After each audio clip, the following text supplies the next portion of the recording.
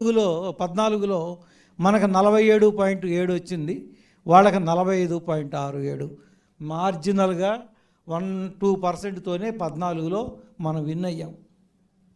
ఆ తర్వాత ఓట్లు చీలిక మూలాన మనకి 23 సీట్లకే వచ్చాం. లేకపోతే మినిమం ఓడిపోయినా సరే 65 నియోజకవర్గాల్లో ఈజీగా గెలిచేవాళ్ళం.